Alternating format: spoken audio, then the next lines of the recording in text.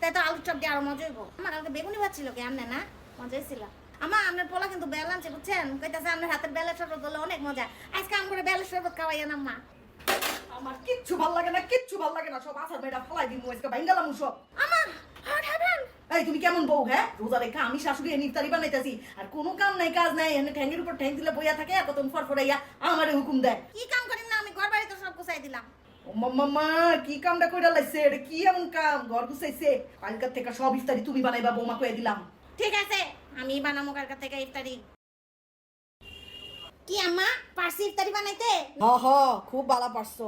শরবতের মধ্যে দুনিয়ার চিনি দিয়া ভরায় রাখছে। মাইয়ারা আর কোনো কাম না পারলেও শরবতটা ঠিক মতো বানাইতে পারে, তুমি তো শরবতটাও ঠিক মতো বানাইতে পারছো না। এত চিনি দেয় কেউ? আম্মা আমার থেকে তো মজাই লাগে। তোমার মুখে তো সবই মজা লাগে। এটা বেগুনি বানাইছো বৌমা, তোমার বেগুনি দেখতে তোমার মতোই। সব বেগুনি সব ভোটকা ভোটকা করে বানাইছো। হয়েছে আম্মা বুঝছি, নেন স্যুপ খান। কোনটা খাবেন আম্মা? ওই থাই স্যুপ খাবেন নাকি কর্ন স্যুপ? দুই পদের স্যুপ বানাই লাইছো, আমার কর্ন স্যুপটা দাও। নেন নেন কর্ন স্যুপ খান। দেখি কি বানাইছো। আরে বৌমা, এটা তো রেস্টুরেন্টের স্যুপ। এটা তো মুখে দিয়েই বুঝতাছি এটা রেস্টুরেন্টের স্যুপ।